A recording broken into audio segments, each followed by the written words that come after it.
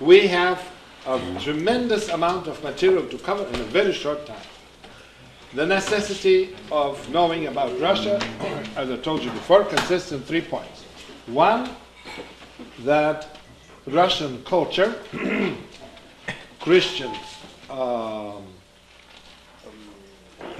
Byzantine culture, is probably most influential in American convert movement. And it is necessary for us to know at least a little bit of the background. Will you sit down, young man, please? Thank you.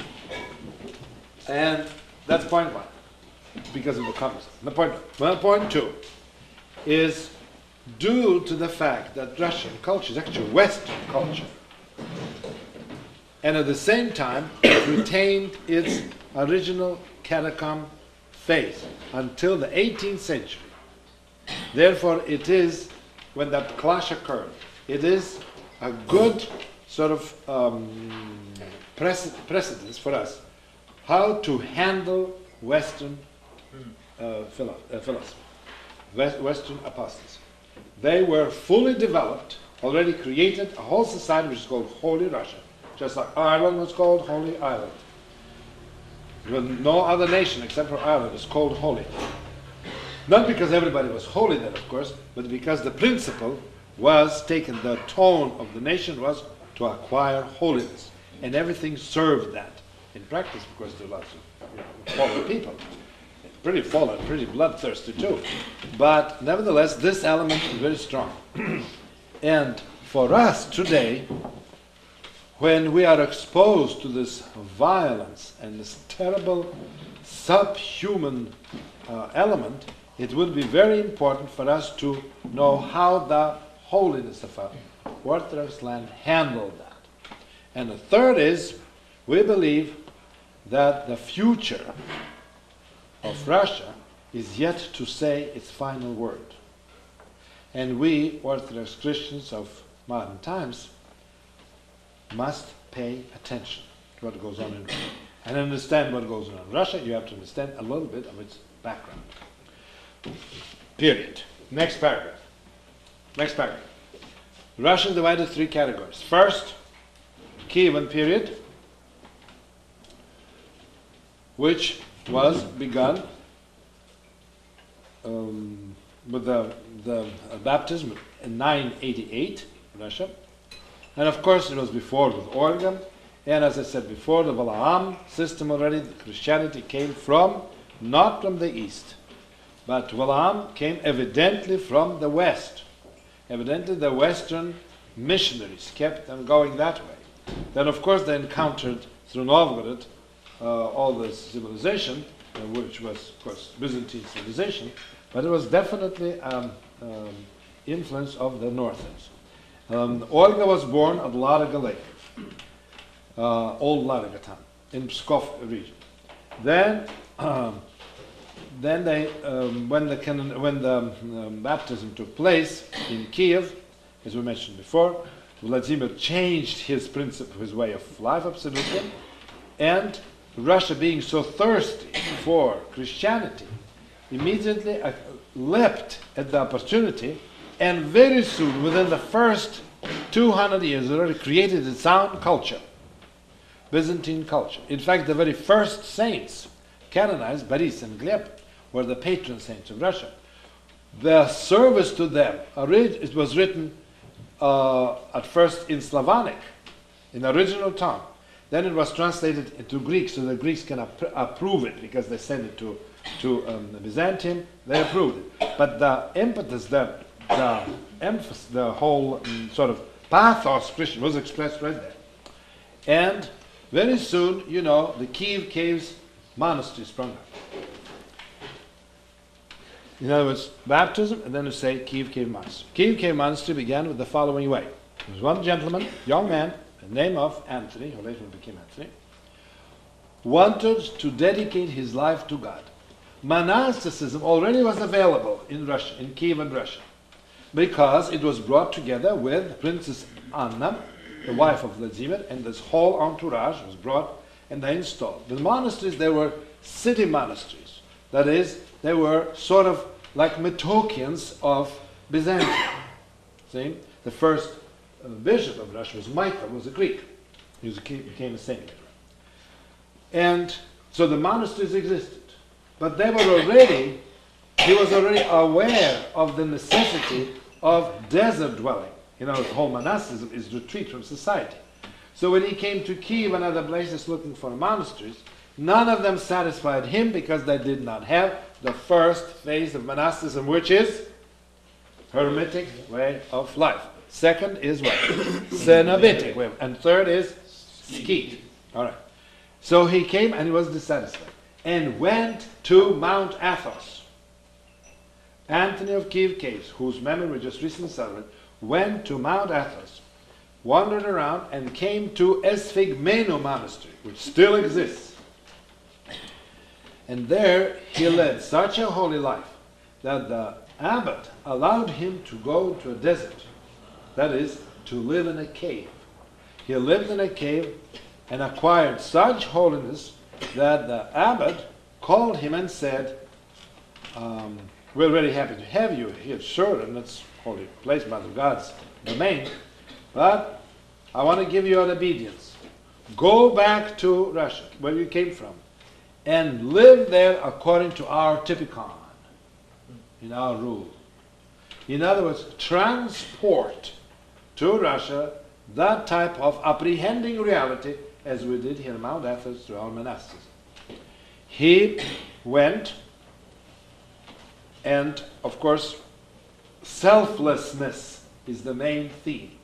Most of us don't even know what it means. We live according to whatever, as the Russians say, whatever your left leg wants, so we do. In other words, we are totally at the mercy of our whims. Everything is caters to it because fun, it feels good, do it, have fun, enjoy yourself, play around, and this is the fool's paradise. The whole nation is created in that sense. And there, Russians were installed in this very serious attitude towards life. The idea of you do not live for yourself. You do not trust your opinions. Principle of spiritual life is you do not trust yourself. You trust God, first of all. And your opinion could be erroneous. Therefore, you have someone you sort of balance against. You have either you have your brother, like I had with Father Sophie, or you have a spiritual father, elder, or eldress, or abbot, or whatever, and it's not administrative person. Did you say that? It's not administrative. That's not a Western concept. It's not administrative figure. It could be accidental, but it's not supposed to be. Especially good is the whole idea in convents, and which is now in especially good in Serbia, Greece, and Romania. You have lots of these eldresses who are very much no association with the administrative system or ecclesiastical, but they're God-bearing women, and they are able to help you to discern what's going on with you. This is what he brought to Russia, Anthony. He brought to Russia and began to look for a place where he could live, and saw that all the monasteries are there not interesting. They're just city monasteries. He got used to living in the desert, in a cave. So naturally he looked for a cave. And lo and behold, he discovered a cave and began to dig deeper. And thus began to lead the monastic way of life, not for himself. He did not trust himself.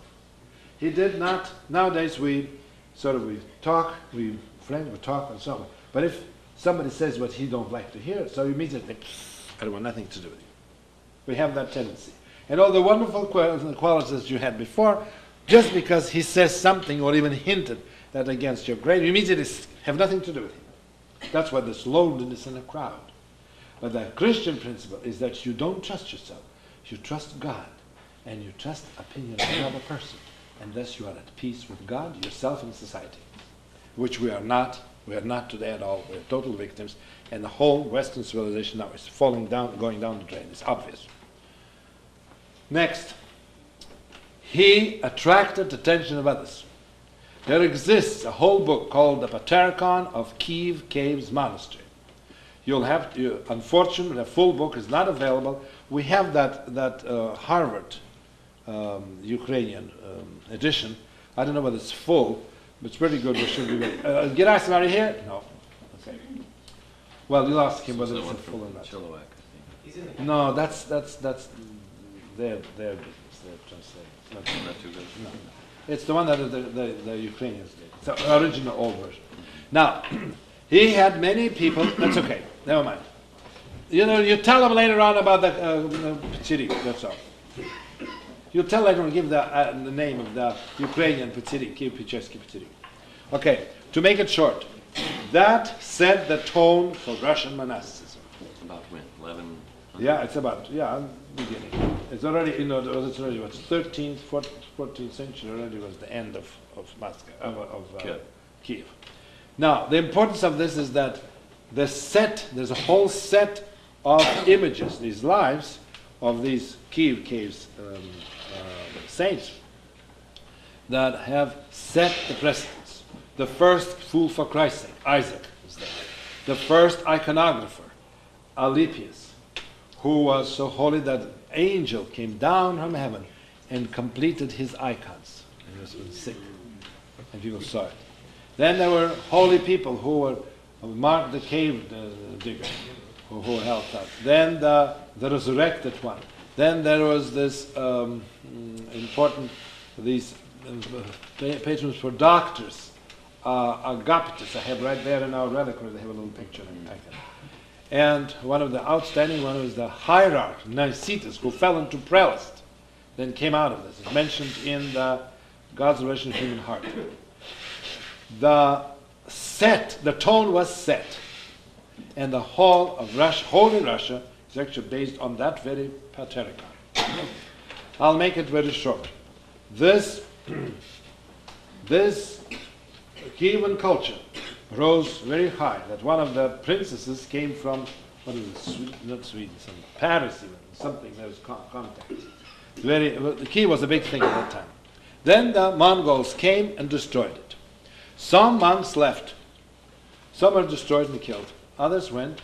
And the end of Kievan period, that was the end period. Later on existed, but it was already, there's a whole history. It was in Poland, under Poland, Lithuania, and all the big things.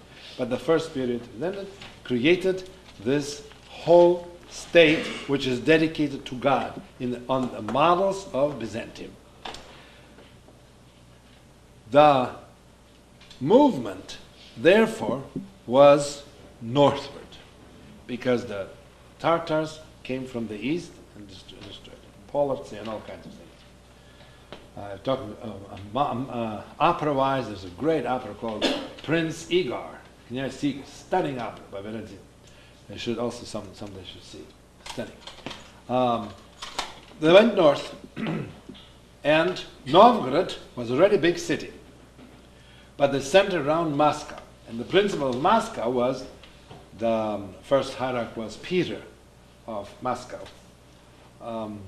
He was actually bishop of Kiev and the same of Moscow, and then just moved the sea north.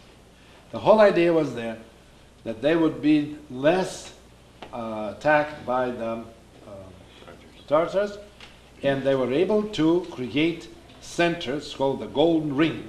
There was a big main Moscow, and then all these small principalities all over Moscow, Zvenigorod and Suzdal and all that, and they were actually, they were not able to fully,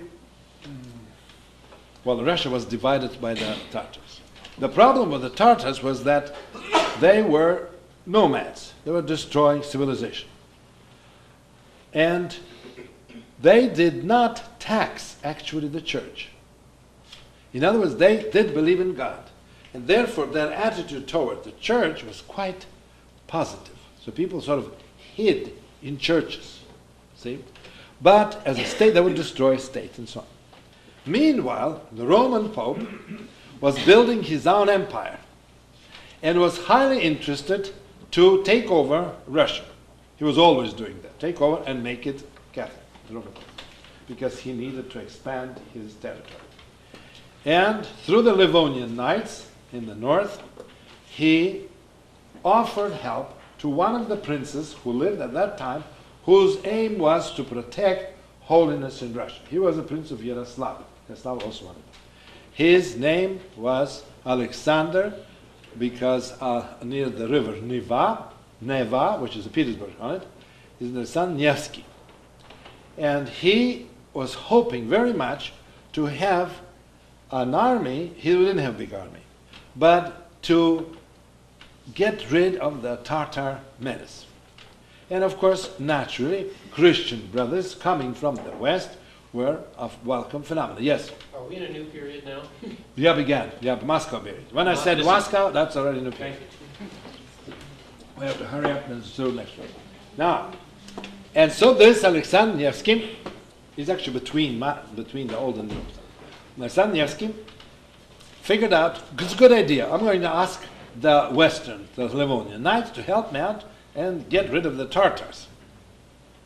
Only to discover that as the Livonian knights began to approach, especially Pskov and other places, they would precisely attack the church because they were interested to install Roman Catholicism.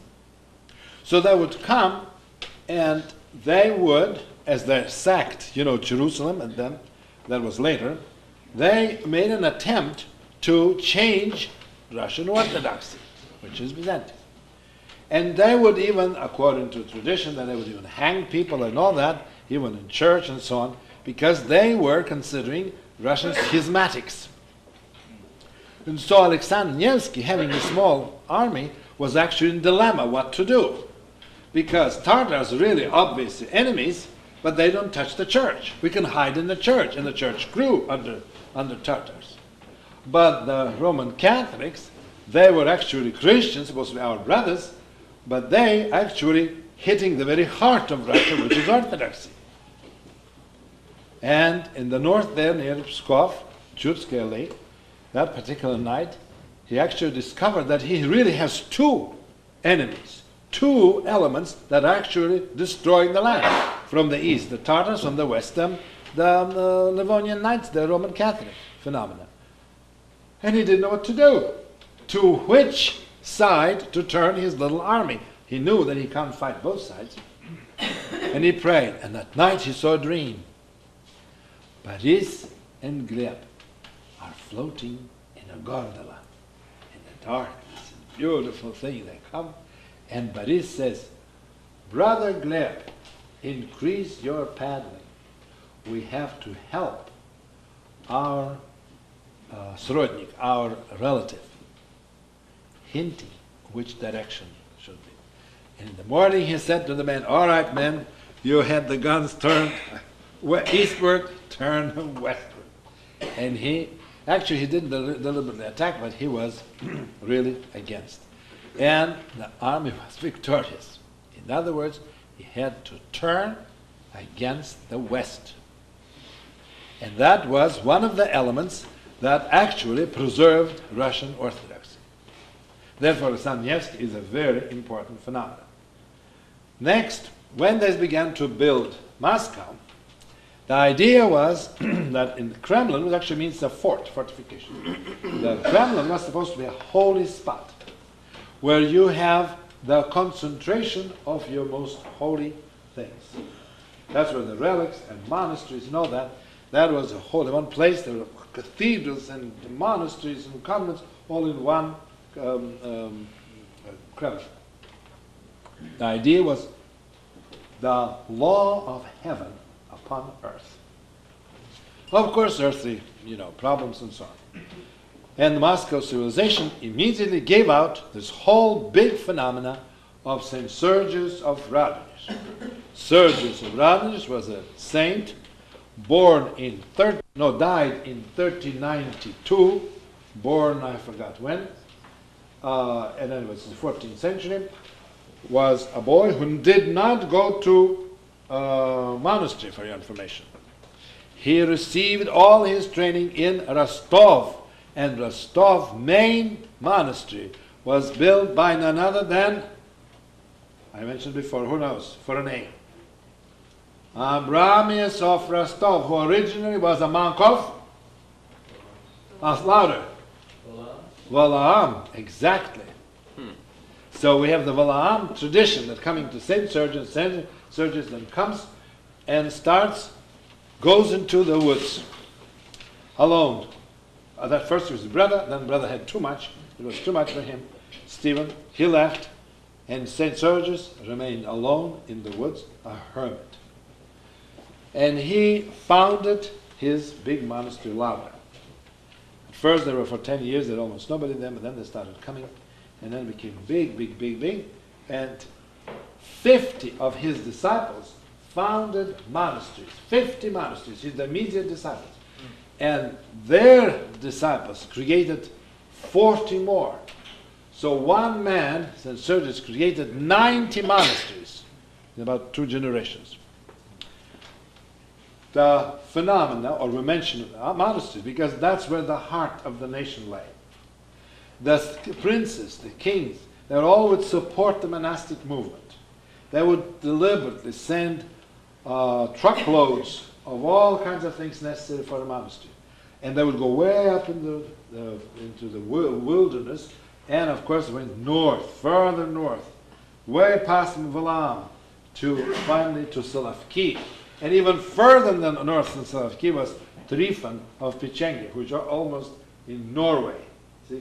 Others, as Trifan of Vyatka, went eastward, and already 16th century, and began to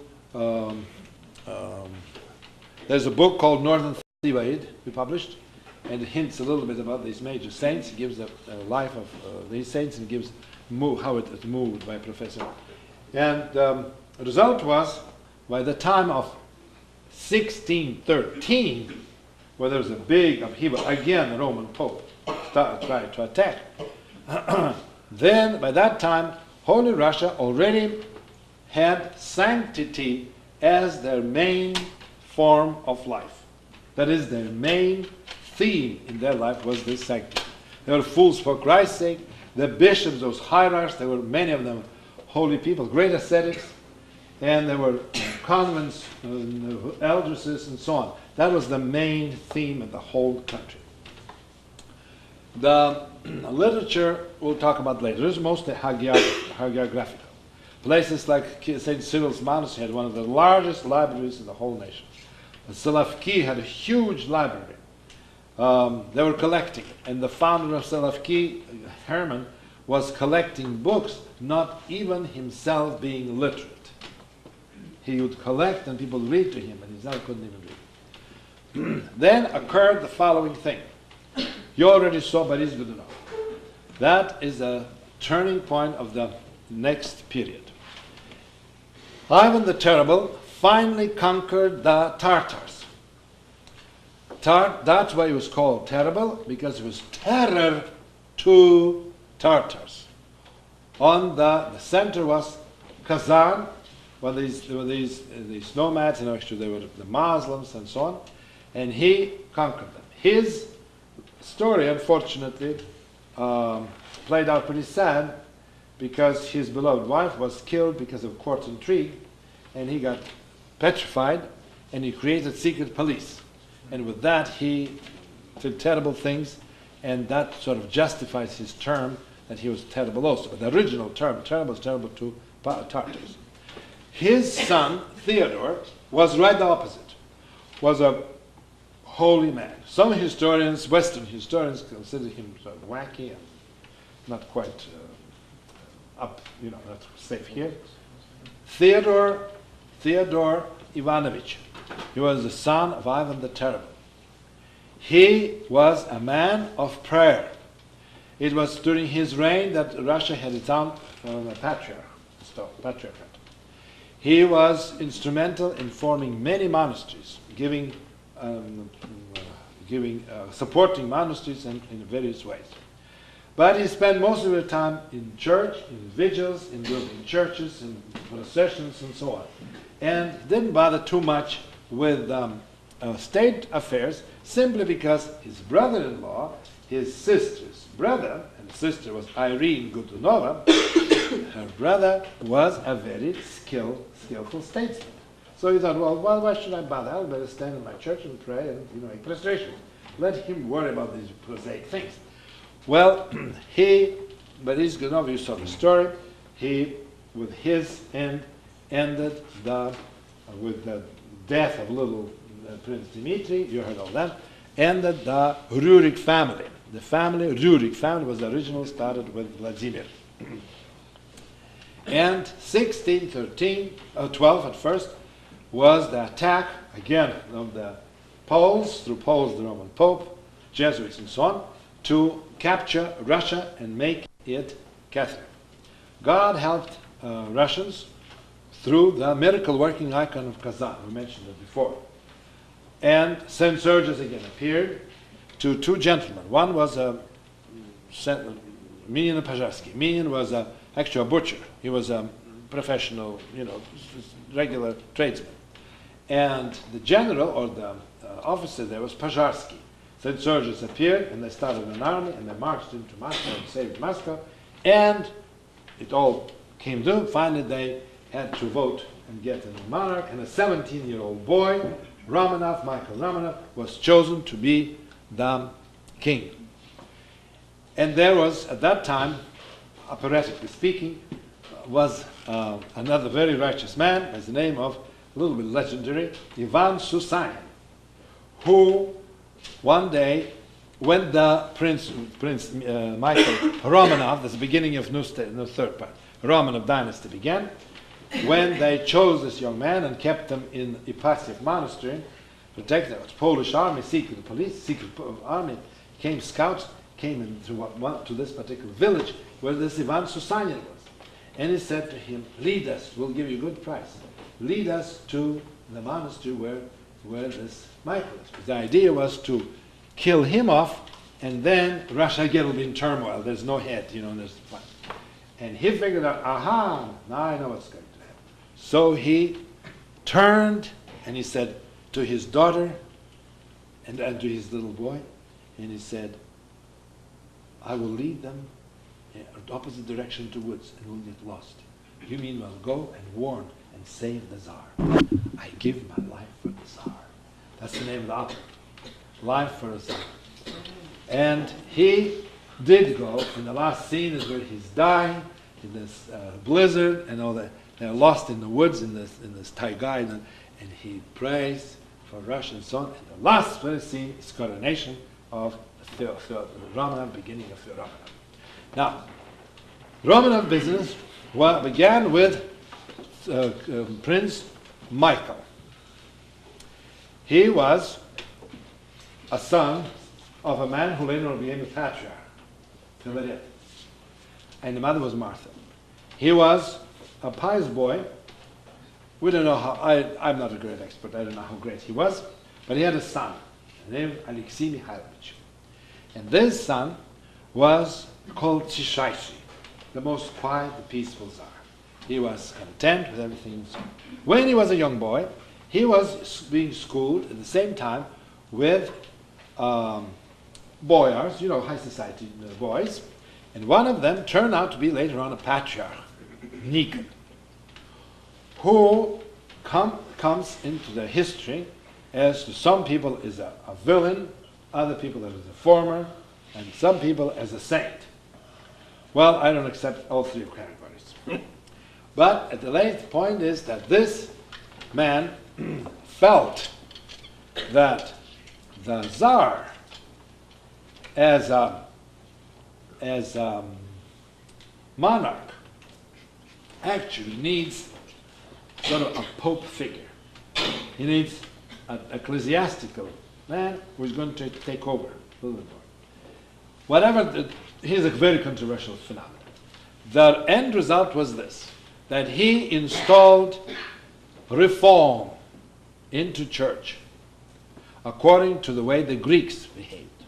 But the Greeks, meanwhile, were very much influenced by the Tartars, because in 1453, Constantinople fell, and they were all scattered. And poor patriarchs were actually slaves. You talk about Sergianism. They were slaves of the Ottoman Empire.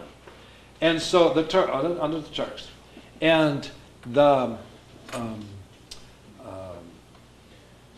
the conservative element in Russia were very distrustful of the new reforms that Nikon brought from the Greeks. But it would have been fine. But the approach that Nikon took, his personality, was rather rough. He took bad icons and books that were incorrectly copied, faulty, and publicly would burn them, only to infuriate people, ultimate conservatives. And the result was that there began a war, real war, the so-called All Believer movement. The movement that were defending the old way. They looked at some of them saints, and they, even in a coffin, they had like this, because they crossed themselves like that, see? 2 fingers, see? And so, and the Orthodox way is this, 3 fingers, see? So there's tremendous war and fight. The war and fight wouldn't be so bad if it wouldn't be for Peter the First. That's my opinion. The thing is this, that these conservatives became very much fanatic, many of them. It's true that the government and church persecuted them. They called him schismatics. They couldn't hold inheritance because they weren't. They were Orthodox. All believers are Orthodox. They're just schismatics. And many of them now, they're called the priestless ones, they lost all the bishops, and so they have no more apostolic succession. They just have priests. So they're called papovцы, see, or bispapovцы. Those who are the priests are the priestless ones. There are many sects divided. Here we have in Oregon, those people from Oregon. Woodburn there, we have about, I think there's 7 or 8 separate tolki, or groups that don't fight each other. So the upshot of the whole thing was this: the nation was weakened. The nation was weakened to such an extent that it was whole villages would burn themselves. And again, operatically speaking, there's a fascinating opera called Khavanshchina, and that will be reserved for the next year when we'll have the, and Father Mark will come here, and we will do the first presentation of Khavanshchina in the best Bolshoi production, with the last scene, the whole church with all those people burning themselves in the flames. Stunning opera. One of the best ones, perhaps most beautiful Russian operas. Now, this is by the same man who wrote Boris Godunov, Mussorgsky. When this occurred, by that time, young prince by the name of Peter was to inherit a nation that was shattered by this inward civil war, actually, the strife. But the war was not an external political phenomenon, but touched the very heart of the nation, the church. And the result was that his nation was weak, and he had to take arms to protect the land, and he turned westward. He opened the window to the west. West was always terra incognita, or closed land, because the west was heretical. The west was apostatic. The west was no good. It went through all this Reformation and Protestantism and all that business, and Russia stood, as the expression is, they continued gazing into image, that is the window into heaven, the icon, the image of eternal beauty, and so on. While in the West, the whole this thing. Well, finally in the West, it reached such state that they began to lose faith altogether, which resulted finally in a Masonic movement. Because through Reformation, we had these wars, and then finally the gentlemen in England decided that's too much, and so they would start sort of a new approach by having religion, all religions combined, or taking things with all religions. While in Russia, meanwhile, Peter had to fight these old believers. And he made it a political thing. He turned all believers to be the enemies of the state. And that's when the real war, or real massacre, which was wrong because it has nothing to do with state. And he wanted to get rid of it and install the Western model. He opened up the window to the West and forgot to put the screen. And the screen, because there's no screen, all bugs came in and undermined the whole nation, and the result was communism. But before that, we have to say this. that the society, what occurred, that is what Peter attempted to do, is to make a Russian high society a Western society. Thus, he got all kinds of things from the West and would send the young generation to the West, various universities, to get the knowledge, information about life. Together with technology, which he was very much interested, and various implements for war and so on, various technological things, together with that came the morals, or the absence of belief in God, just what the West was suffering from. So with Peter, this whole Western thing came in, and because it was supported by the state, because it became fashionable, because that fashion was installed by force, actually, by Peter, it became the model to live by. To such an extent that it was considered very bad manners if you speak Russian. Russian was considered muzhik language. That the Slavonic was changed. Some of the words were even began to change. The word prelest was considered some kind of a sweet state of dreaming or something. And a wonderful poet, Lermontov, writes one of the best poems about prayer, ends up with Svitaya prelest v них. In the holy prelest, in the words of God, and the holy words of prelest. See, they're installed already, this Western concept. Next thing, he, first of all, had to, which we object. He was a religious man, Peter. He knew that he has to be religious. He's the one who first pronounced himself emperor. Before there was just great grand princes.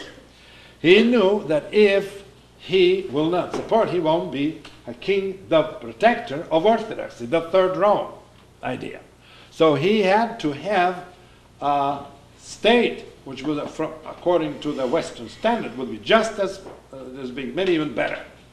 But at the same time, supposed to be orthodox, but the Orthodox will be already reformed and subdued under his foot. So he got rid of the patriarch. Instead of patriarchs, a synod he installed the Western Council of Parliament synod. So the bishops sat there, and they really had no power. The final power rested in one man, Oberprokurator, who was the man of Peter. And whatever Peter said, that will be. And the bishops just were puppets. All this was done at ecclesiastical level. He also stopped monasteries. He forbade to have anybody to be tonsured monk younger than 58. Girls were allowed to become nuns at 50-something, provided that their main work will be to sew uniform for soldiers. There was absolute persecution of monasticism. All the big ideals in Russia were scattered. He installed the modern clothing. All the time, in old Russia, of course, you had beard. Beard is identity of masculinity. So if you shave your beard off, that means you're emasculating yourself. And in the West, you had this shaved man, then would shave even the hair. That poor Handel had to shave all his hair and put a wig on. See? Then he would take this big long skirts off and put them wide stockings, which actually it looked like you're walking on long johns. See? And the girls had to be, instead of models, now they had those huge décolleté and a hairdo puff, zuzut up that high. See? All powdered. So for high society, they had to mimic the models of the West. See? But for the believer, Orthodox person representing Holy Russia, it was ridiculous. And so all of a sudden, this Russian woman, and Peter, and they didn't accept that. Russians didn't accept it. So he had to make it by force. So if you walk out in a certain region in the city, certain neighborhood, they grab you, they cut the skirts down, leave you in your long johns, shave you off, and put a wig on. See? And then they give you some stuff, and you come in, and sometimes lipstick, they put lipstick. And those, the powder, is supposed to be all, and your wife supposed to be, décolleté like that, absolutely. And the whole hair, she has the braids and everything. It's all now puffed up. And you're supposed to come, which is a disgrace of Orthodox Christians. So Orthodox was absolutely scandalized. What's going on? He must be Antichrist indeed. But all he did is took the models from the West. He wanted to get rid of this excessive piety, the kingdom of Lenten oil, as Lenin said. So he installed the idea of going to church, because he believed in God. He had to believe in God because that's his nation. But so he wanted to divert their interest instead of these processions, church processions, banners, this very, very dignified stuff. He said, down with that. You have to have museums. And so in museums, he would put also museums, which was very fashionable in 18th century, of freaks. A person like your cat would be there. The cat with 7 toes. Mother Xiang has her favorite cat, lives in her own room, which happened to be a freak. He's got 7 toes on all 4 paws. He's a nice kitty, no question about blue eyes and charming cat. But 7 toes, it comes out as a huge thing. Or you have these giants, and then the midgets, the whole town of midgets. And so on. And of course, in the West, that was considered, one of those attractive things. Or people with long noses, and then strange things. The elephant man would be there, and all things like that. But to Russians, that was horror, because that means these people were actually hurt by God. So they would come, and instead of sort of laughing at these people, and these midgets would be dressed up in some kind of thing, and the acrobats, where's my zebra man? Where's my zebra? There. Zebras, jumping zebras, and then these, and they would see that these poor unfortunate things, they would shed tears, bring them sandwiches, and to help him out. So Peter lost. Nobody paying attention. Then the art museums. For an Orthodox person who knows about Orthodox, iconography, all of a sudden these huge halls, and then you have these paintings, the Rape of Europe, or the 3 Graces, or Venus and Adonis. Lord have mercy, expose to the max. And the poor Russian, the high society Orthodox people with patriarchal images, they're supposed to go and watch this Titian, Rape of Europe, and everybody was terribly embarrassed.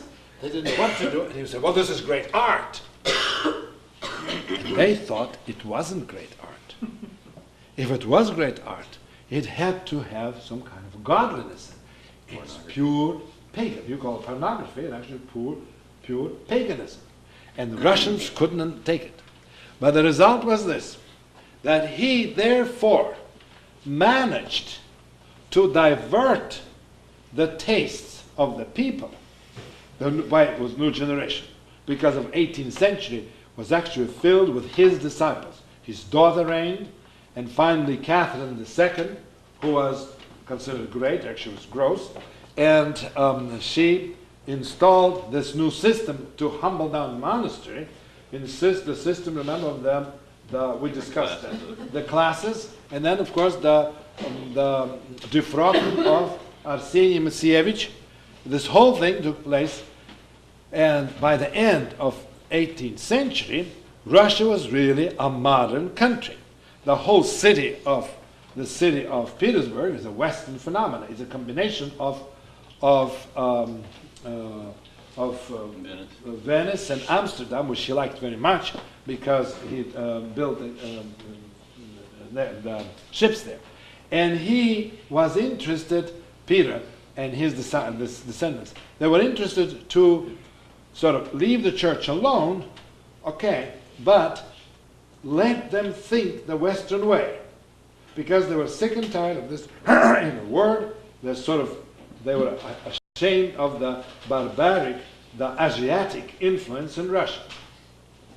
The result was that the high society lived the life of the West. The West, especially the University of Halle and Oxford and Marburg and all these places where they set the tone, Western man, who by the end of 18th century, this Western man was actually, the heart of Western man was actually revealed itself in French Revolution. And when the head of Marie Antoinette, whose movie will be shown tomorrow night, Marie Antoinette, it's a fascinating movie, it's a historic movie. Very accurate, it's a Hollywood production, but great, absolutely great. When her head was cut off and rolled down, Catherine the Gross was scared, so she stopped. See, she stopped this. She was this tremendous amour with the French and the German, and nevertheless, the Western tone was set. Meanwhile, what occurred?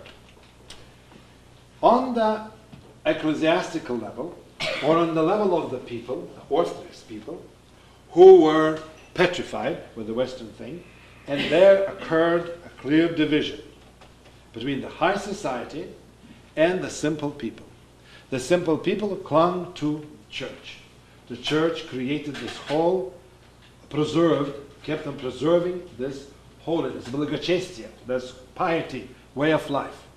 And the high society was equal to the West. They created big things and were in the same spirit of 18th century Enlightenment. The result was that on the simple people's element, there were people, holy people, who rebelled against that. One of them was second. First? Huh? Right. Tikhon of Zadonsk is a good example. See? There are many, but they're big ones. But they had to be very careful, because at that time there were turmoils within the people who were dissatisfied, like Stenka Razin, or especially the Pugachev phenomena. These, like these rebels, yes, they would raise whole army with the folk people and so on, these folk element. And they were, of course, better. So they were very much afraid the ecclesiastics were very much, the church people, ascetics, were afraid to be called all believers one side, they were not. And at the same time, to be called these rebels with that also. And they could not accept the modernism. So Tikhon of Zadonsk is a good example. Another better example is Paisi Vyrichkovsky, who went deep into the very essence of the problem. The problem was patristic. Where do you get the initial inspiration for your soul? In the West or in the East? It was that dangerous, because seminaries were all taught in Latin. The clergy, actually became really apostatized, many of them. There was this new movement now, with an undercurrent, and Paisi never even returned to Russia. But his disciples did. But that didn't reach high society. In other words, there was the voice of rebellion against the modernism, the Western apostasy, within the people, in the ecclesiastical surface. But it didn't touch high society, because high society was too haughty, too much, as you see from War and Peace. Whoever read the book, War and Peace, you could see clearly. They lived, not that Mujik at the end, such a nice one, but the high society was really Western society, even though they believed in God and so on. But it was Western society.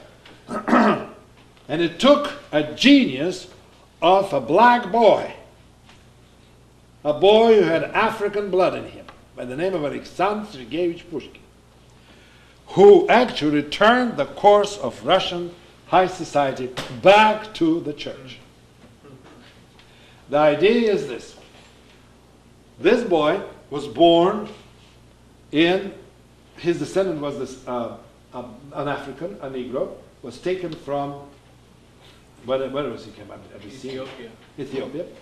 And he was a page at Peter's, and then later on he was made into some kind of a nobility or something, and his descendants, and Peter, a little Pushkin, was a black boy actually, dark skin and hair and bushy hair.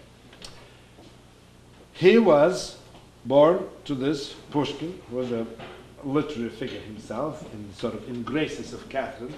He was born in 1799. And until 7 years old, he didn't even speak Russian. He was considered barbarian language. It was considered highly disrespectful to say things in Russian. They're nothing but French, German, English. He went to the high society before, and when he got sick, the doctor said, send the kid to a country because he's too noisy, he is too energetic, African blood burning in the northern club, so he needs room to run around. So they brought him to a Pskov area countryside and gave to a nanny who took care of him. Nanny was illiterate. Her job was to see that the boy gets good air, drinks nice good milk, takes care, just runs around loose, and then later on, the parents will come. When he was brought there, he saw absolutely different world. He saw the peasants, the churches, the monasteries. Even now he's buried in a monastery. And he looked around. It was a different world. And at night, in the evening, she would tell him fairy tales. She would tell him all these stories, would sing these folk songs, and she opened up to him another world. The boy was talented, came a literary family. She installed into him a model, a beautiful model of Russian, holy Russian, and the kid took it in. But because he was a child in high society, he could not become a monk or something. But when he returned and went to the best schools, in fact, imperial school, he actually and soon showed his great talent. He was at 14. He wrote some tremendous poetry, and the greatest poet at that time, Kievan, was absolutely almost had a heart attack at the great talent, and finally he collapsed. Said, "This man will follow me." See? So this boy began to write poetry, and since he was a kiddo and lots of drafts, teenager. What do you have a teenager? Draft mostly, right? See? So he was enjoying life, behaving absolutely wild, creating a lot of poetry, and finally he came out with some stunning poem, long novel, which was called Eugene Onegin. It was a long, big book written in sonnets. Each chapter was a sonnet. Stunning poetry. It's very, very moving and very, very effective poetry, very original. And when it comes to some kind of very exalted spiritual moment, he would use ancient Slavonic terms. He introduced into modern Russian language, again, reintroduced these good words which our high society threw away and substituted with other meaning. He may increase, his language became exceedingly rich, but the richness is because he turned to the church, the sources from the original Russian past. When this book came out, it was quite a furor because it was absolute modern stuff. It was a mimicking of Bible. That was a big, almost a king at that time. He was the greatest fashionable thing in the world. He even warred in Greece to get rid of Turks and to return to their pagan thing. He was burned, I think, in a bonfire or something like a Shelley, big thing. And he was the model, and many of those English poets at that time were Napoleon. Beethoven comes in that time. All these romantic figures who actually are very impressive in the Western society on the background of the Western decadence, but from Orthodox point of view, they're just poor little puppies. And he created this novel, this story, this dandy, London dandy, him, Eugene Onegin, who is raised in the Western thing, and he reads Richardson's Melissa and Clarissa and so on, and high society gentlemen, much more high than we all are here, and totally the Western classical phenomenon. But of course, because he's a rich boy, he's got all the money from the people he's the landowner's son. So he once in a while has to return to Russia to check his estates and get the money, of course, go back again and do the drinking and all that. And so as he returns from London, dressed up all dandy in the latest fashion, to this muzhik type atmosphere, he meets this friend of his, whose name is today, Vladimir. His last name is Lensky. And they become friends, buddies, And this Lensky is in love up to his ears with one beauty by the name of Olga. She is a blondie, and it says something as silly as the moon or something, and is absolutely in love with this creature. And he says, I must introduce you to this my, and she has a sister. And so the sort of romance aspect of the book begins when they come to that estate of these Russian girls, and which symbolizes the Russian rural patriarchal society. It's countryside, and Tchaikovsky puts these tunes, these folk songs and so on. And there too, these gentlemen come to that, and of course one is in love with this girl, and too busy with her, and he's just wooing and fainting and so on. He says, I love you, I love you, I love you. While the other one is supposed to talk to the other girl. And the other girl symbolizes the Russian soul. She is also, like all Russians, in love with the West. She reads the novels of Sir Walter Scott.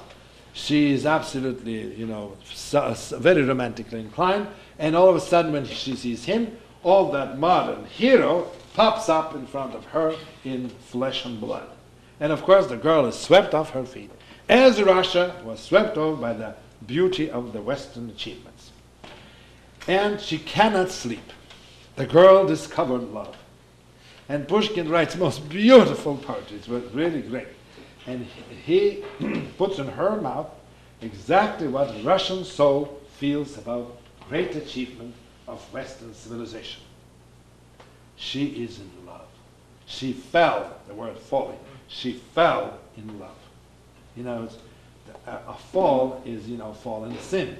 So she fell in love with this Western thing.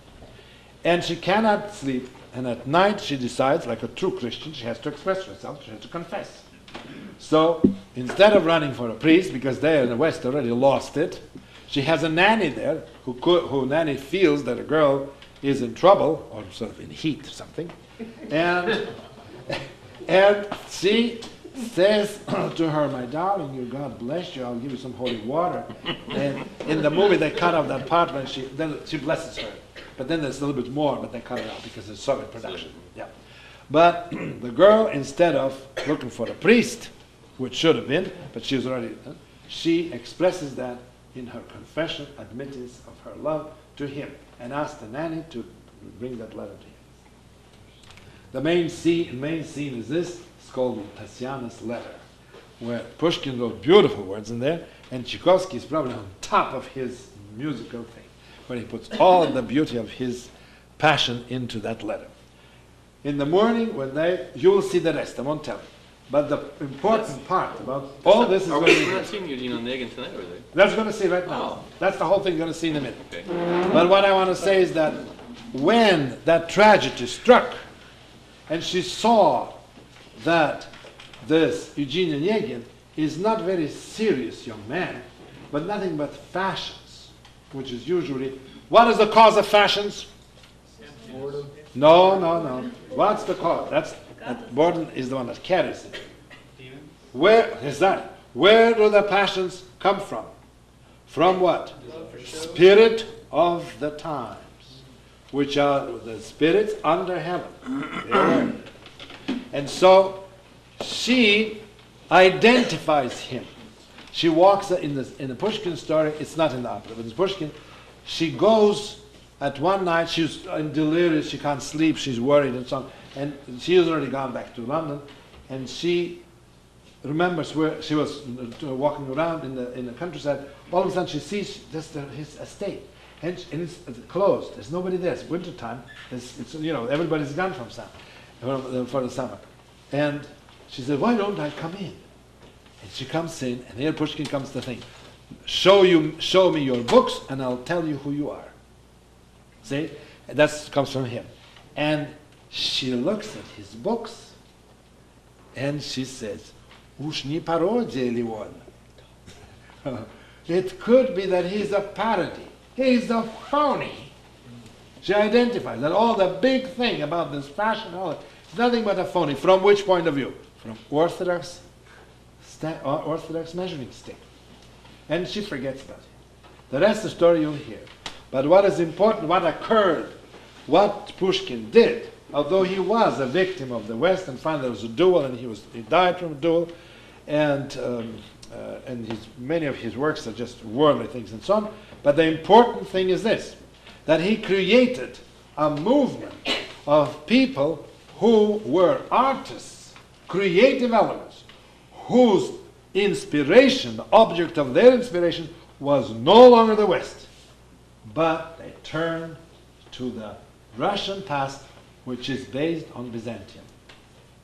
And hence comes out, from the very salons where Pushkin would come and recite his poetry, the whole movement Russian music.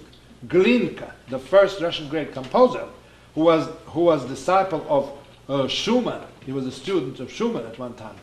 He was author of the first Russian opera, and continued. Russian composers followed him. In Tchaikovsky's mind, the greatest composer was Mozart and Glinka. No greater could there be. That's in his opinion. So the composition art of the musical line comes straight Pushkin. He inspired them.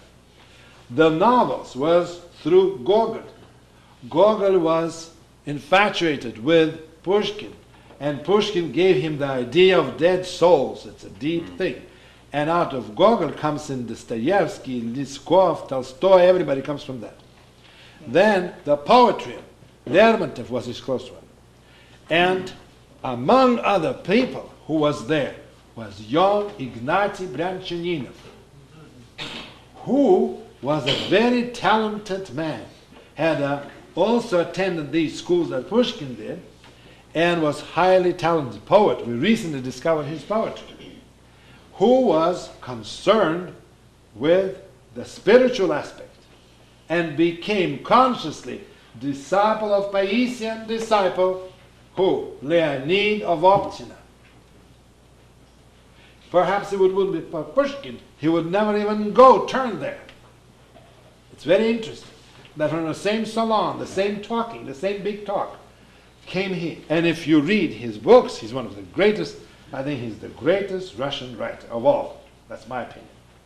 Because Dostoevsky, great ideas, but as a writer, nobody is as great as Ignatiy Bryanchaninov. But of course, his concern is spirituality, Holy Fathers, unseen warfare, Jesus' prayer, and so on.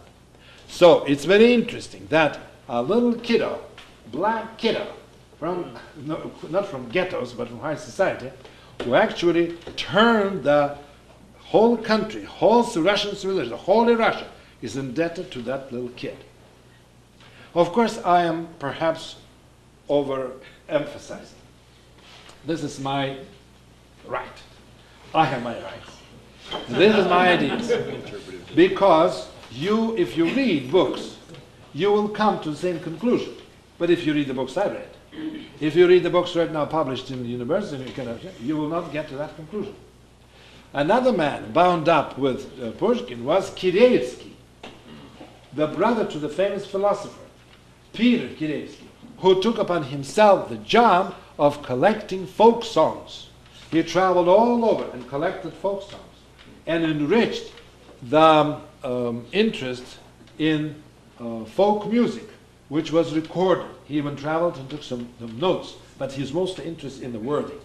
But it's interesting that Tchaikovsky, in his Fourth Symphony, utilizes one of the songs which he, according to what I found out, took straight from the collection of this Kireevsky, who was buried in Optina. It's called Tchaikovsky's Fourth Symphony. The last movement, main theme in the last movement, is a Russian folk song called The Birch Tree, taken straight from there. Those who know about Tchaikovsky's music, they could understand it. Now, on this we'll end. The picture is clear. Russia intellectually turned, through this Pushkin and all that, to the sources of Orthodoxy. And the whole of 19th century was actually flowering of great saints. Russia undid the work of Peter. They say that Pushkin undid the work of Peter, the negative aspect. And thus, the 19th century saw greatest saints Russia ever produced. Saint Seraphim, Saint John of Kronstadt, Optina elders, and many unknown, that is, nobody knows about them, like Theophil, for Christ's sake, Ignacy Brzezinski, Theophan Zatwornik, a whole hundreds. There are 14 volumes of these lives of these holy men. Some of them are seen in uncreated light. Some women, we published Athanasia, Maria Valonis, Taisia, and the rest of them. Then, at the end of last century, occurred the reaction, or as I say, the high society, who began to love Western decadence more than their roots where they're from. They turned to revolution. They insisted on the changing Russia from outside. And they created the Russian Revolution, only to be undone, which occurs today. We cannot say that Russia today is again holy Russia as it was before. We can say that it turned to that freedom was given. In fact, today again received an interesting letter from Russia, somewhere in the mid-Siberia, how there were hundreds of churches in that particular region, in what is it, Tambov? Откуда Женя это было письмо? Tobolsk? Нет, по-моему, что-то другое. Tambov. No, Tambov is not Siberia. Tobolsk is.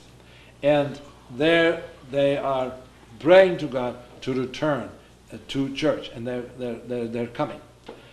And how it concerns us, that the return to holiness is actually a call to gather all other Christians, Orthodox Christians, to the one manifestation or witness, cloud of witness to the modern man.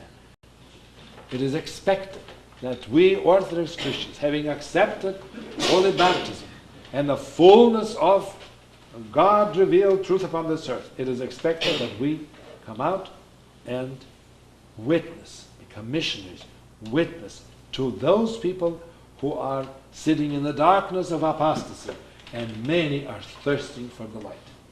Amen. Okay?